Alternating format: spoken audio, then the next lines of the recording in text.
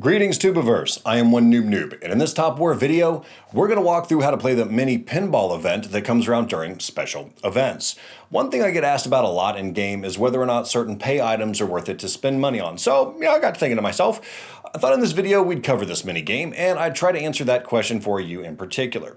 How much this game costs varies a lot, not only because of luck, but also because different players have different objectives in mind when they're playing this event in the first place. So if you got more than one idea here, I understand that. And I'm going to try to point out different price points based on objectives here and maybe answer all those questions for you in one little itty-bitty video. For free-to-play players, this is still a good event for you. It's just that certain things you'll be left out on here, okay? So don't worry. I'll throw in some free-to-play hints along the way on how to line yourself up with some similar goodies, not maybe as good, but, good anyways. Also, we have an awesome free giveaway going on right now on my Discord channel, which is brand spanking new still. So if you like free stuff in real life, come on over and see how easy it is to walk away with free stuff. I'll link my Discord in the description of this video. Now, in fairness, if many months have passed, the Discord's no longer new, but that's the magic of cinema. I guess if I'm in cinema. In terms of it being worth it, there's a whole lot to consider for these mini events, and specifically for pinball. Top War likes to layer rewards in this event, so at the time I'm playing this one, we have the Power Core event running for the week, which isn't a part of the pinball event, but the rewards there we will still get because we're spending in the pinball event.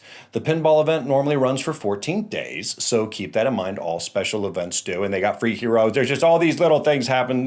Top War has lots of little, red buttons you like to click on. It's a thing. Also inside of the pinball screen, there's a button that takes you to an Alliance Challenge event.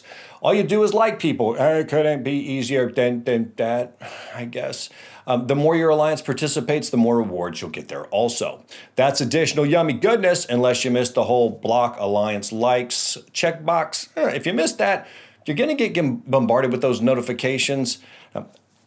I love devs. Thank you so much for putting that button in there, because before you did it, it was Sir Spams a lot all over the server, and it kind of made things yucky, so thank you very much for that.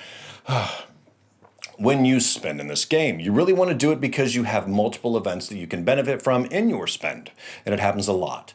This is true for money and for gems. Always keep an eye out for this, okay? For this video, I'll put my gameplay on the screen so you can see me moving through this event each day, so it's not just some opinion I have. I actually spent the money for you. You're welcome. The only things I edited out here are my credit card and splash screen and the start and stop points of the recordings each day. So you can get an idea as to all the stuff I bought while playing this event.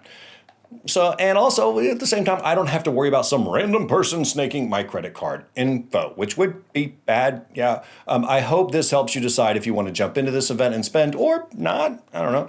Just don't expect what I'm saying to perfectly line up with the video. I'll use other graphics for that, okay?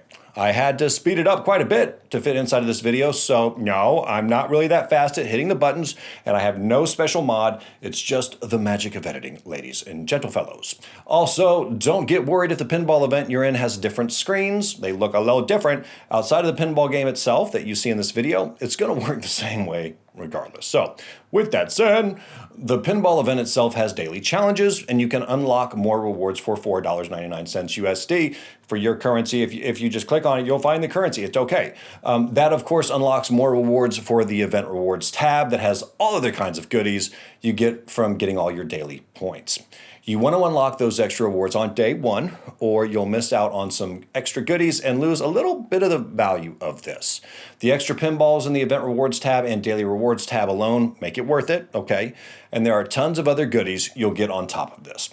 People that only want more things like power cores and hero skills, like more March, yeah, they tend to stop at this buy. This isn't the strategy types that we're going to work on in this video. I just thought I'd point that out.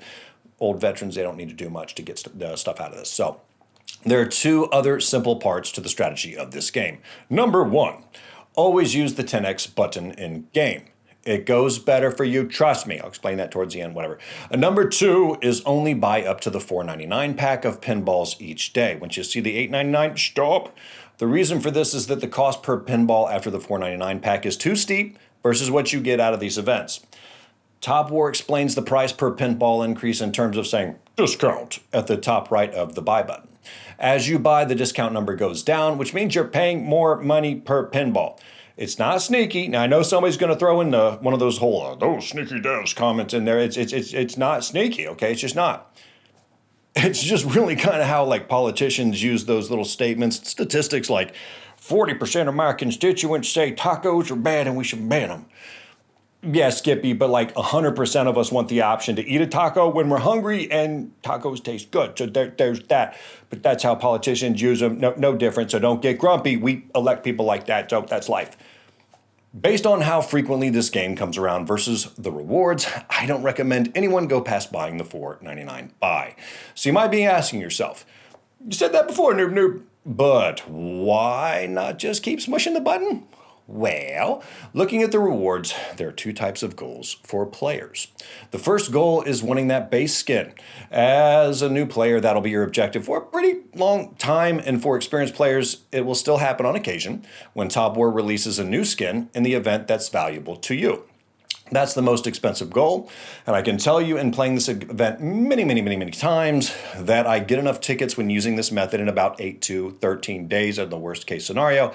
When I filmed this, it was the first time it took me 13 days to get it done. Pretty bad luck. Whatever, it sucks. If you decide to use this event to get an orange equipment blueprint, you'll spend just about as much as the skin strategy, but most players I know use Eternal Lands to get their orange equipment blueprints. It takes a long time to save up the resources to build just one of those. So Eternal Lands comes around frequently enough to make that the cheapest way to get orange equipment blueprints. Cheapest and free. And y'all know one noob loves free. Seriously, unless you're in a big hurry to get strong at absolutely any cost, I say no to this thing, okay? Also, for you free-to-play players out there that have watched this far, you also have a lot of opportunities to get base skins outside of events like this. The big one that comes around maybe like 3 to 4 times a year, if you're lucky, is the Gacha event. If you keep a reserve of 40,000 gems on you at all times and just ignore what everybody else on your server says that knows better than me, you can get a base skin with the right strategy every time that event comes along. If you want to be super clever, you can keep 80,000 gems on hand, because I think you can get like 2 skins per event if my memory serves there, but there you go, you're welcome. For those that spend in this event, though, coming back to the pinball game, you want to pick base skins with special skins first if you aren't looking for a great main battle skin or the super minor skin. And I also have a video that goes into detail on the top skins, and I'll link that at the end of this video if you want more detail there.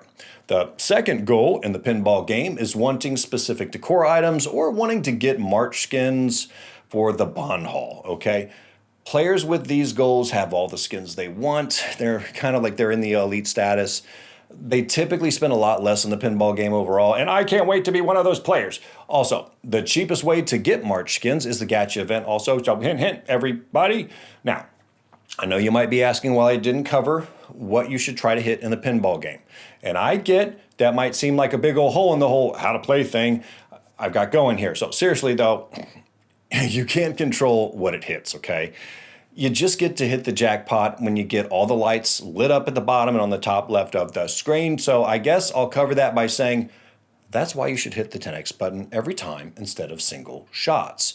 The chances of getting down there are better when you hit the 10x button for some reason. I don't really know why. So, okay, good job, me. Pat on the back, handshake. I don't know. I did the job. Yay. I don't know. So, what did this cost me this time around? That's the whole point of this video, right? Past the simple strategy. This time around, it cost me $109 roughly. It's a little bit less than that. I rounded up for everything you see me getting. I claimed everything around day 10 because I thought I might have enough by the time I opened everything up, because that's what's normal for me. But nope, my luck was not very good. Normally though, again on day 10, I'm all right. And so it typically only runs me around $72, again rounded up a little bit. Every day after day 1, you spend about $7.97 to buy through the $4.99 pack. That's for strategy number 1. Once you have all the base skins, you can cut out the cost and cut it about in half at least, but you'll get about half the other rewards as well. So that's about it for the strategy. It's easy to play and easy to win. Just log in every day, and we all do that anyways to do our basic skills, basic chores that we need to do, right? So just log in every day and use the reset to make those pinballs buys cheaper. And worst case scenario, You might have worse luck than I got here and have to buy up a little more at the end. But again, this was my worst luck in game. So I guess that's a good thing for the video in the end. I don't know. Also, while you've been watching the daily rewards during this whole video, I thought I would pop out the rewards that I got specifically for playing just the pinball game alone. Yes, I got that snazzy base skin because I wasn't going to leave without it. And yes, I seriously procrastinated in putting this video together because I knew I was going to have to edit 13 days of gameplay, plus this thing, it comes out every X number of months. But hey, I love you all, so I sucked it up and did the work for you.